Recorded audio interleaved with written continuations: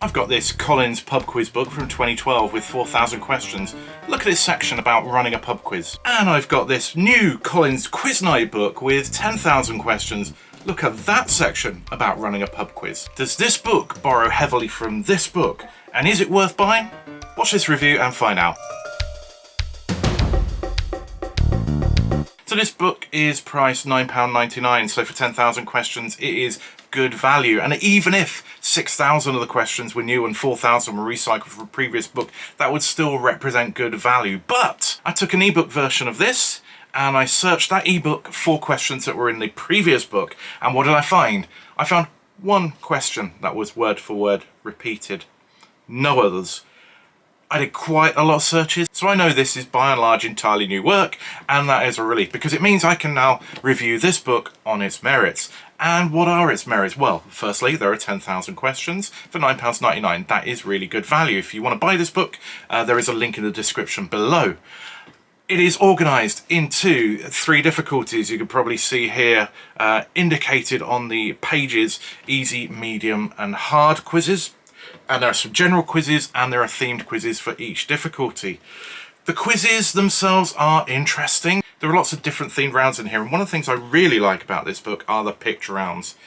Collins have clearly leveraged the picture directory that they have and come up with some really inventive picture rounds. So whether it is company logos or needlework patterns, there is lots of variety in the picture rounds. Really enjoyed that. As for difficulty, the easy rounds are, in general, I would say level 1, level 2 at most. Mediums are probably level 2, 3. For the serious quizzer, you won't really get challenged until you get to the hard questions, and then you really do find some very challenging questions. So it's really interesting. It's a book that is kind of quiz night. It's aimed at the pub quiz market, but actually there's a lot of content in here for the more serious quizzer. It is a hefty book.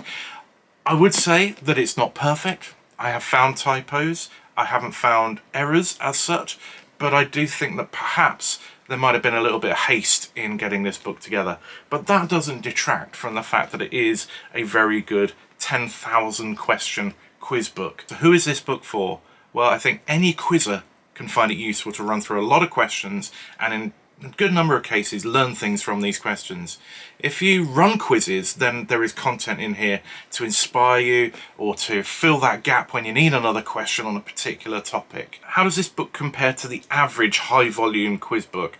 I would say it is significantly better than average. It may not be best of breed, but it is certainly very good. From a content perspective, there is good variety in here, both pictures and round ideas and an awful lot of just general knowledge questions. So for me, the content gets 17 out of 20. Format. It is a relatively standard quiz book format. There are no great surprises in here. It's just done pretty well. I would give format 17 out of 20. Practicality. Well, it's printed on, let's face it, pretty cheap paper. That makes it quite light. It's easy enough for you to carry around with you if you need to. The only problem from a practicality point of view is if you are running quizzes and basing it on this book and you want to use the picture rounds, then you have to go and find those pictures yourself, and technically you have to make sure you've got the image rights for them. So practicality wise, it's a 17 out of 20 again from that. Annoyances. Well, one of my great bugbears is when you have to go hunting for the answers,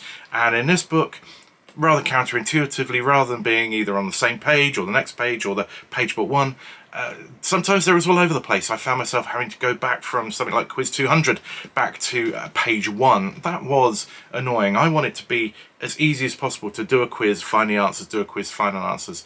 That did annoy me quite somewhat, and for me that makes this 16 out of 20. Longevity. Well, you might look at the design and the poor quality paper and think that this doesn't have much longevity, but I'm pretty confident it will. And the reason why I'm pretty confident it will is the earlier version of the book that I have. This book, as you can see, has been well thumbed, well used. It is 10 years old and I still have it and I still use it. I've no reason to think that this successor publication will be anything less than a really useful long-term addition to my quiz library. For longevity, I give this book 18 out of 20. So if you want to buy this book, then look down below in the description. There'll be a link to buying it on Amazon. And if you look here and here, there's some other reviews that you might like.